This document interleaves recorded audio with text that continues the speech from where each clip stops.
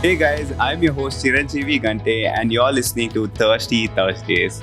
And in this episode, we have Mansi Shah from Lahe Lahe. Here are two things I learned from Mansi. Number one, she being resilient and finding herself back no matter what.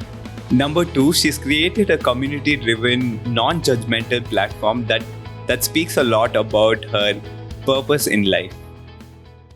Hello, I'm Mansi Shah Third. I'm the co-founder of Lahe Lahe, which is an expression space in Bangalore.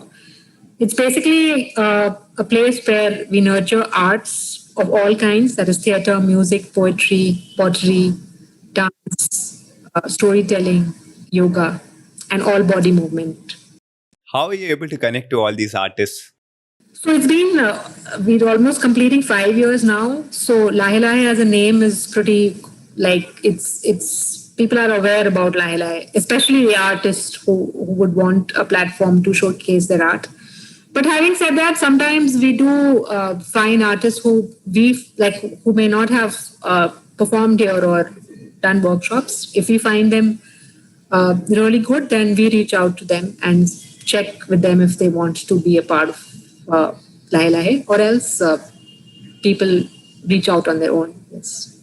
How are you able to run Lahe Lahe? So it's a not-for-profit, but even to make the space sustainable, that is the salaries of the people who work here, as well as the maintenance of the space. We have a revenue sharing or a rental option where most of the events are like you need to pay a fee to attend the event. Where if it's associated with an artist, then the artist gets a share of it. Or else some of the events are also hosted by Lahe Lahe. What are the resources required to create such a place? First of all, a physical space.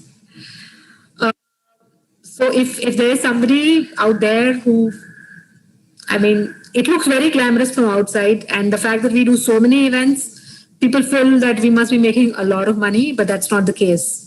So if you're in it only for the money, then I would say just suggest do something else. This is not the way that which from which you're going to earn a lot of money. But having said that, if you really have the passion to drive a space like this, then first thing what you require is space, the physical space. We have a big space, but doesn't mean that everybody needs a big space. Also, we've seen instances of smaller spaces also which have worked very well.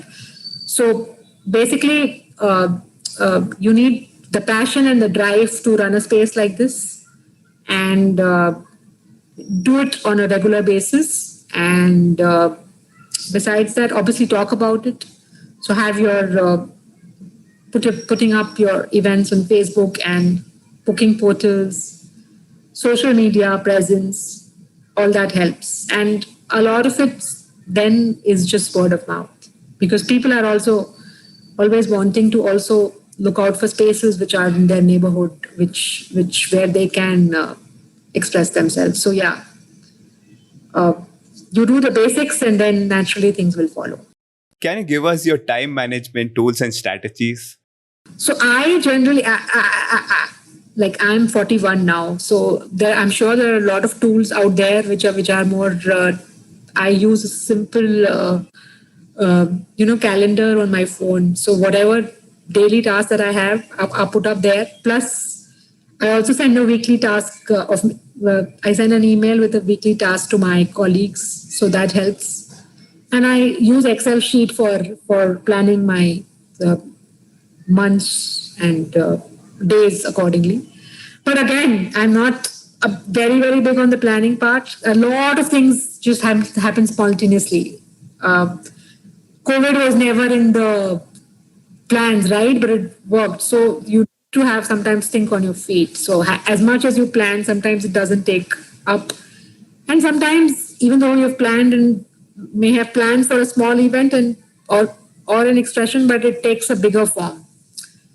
So I think what you need to put is your 100% effort best, and then it's up to the destiny to take it up. And most of the times it just happens. Advice for budding social entrepreneurs.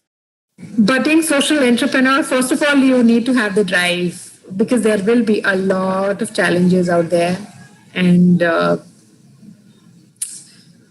it should be So basically, any kind of entrepreneur, whether it's a social entrepreneur or a for-profit entrepreneur, the biggest thing is there should be a problem area which needs to be defined, and your product or service should be providing or should be filling that gap. That is the most important. And then obviously your drive towards making it happen, teamwork. Nothing happens without teamwork. And yeah, it takes off. Another thing where we have gone wrong, where I feel that each and every, especially, I mean, I think it works for every field, is documentation.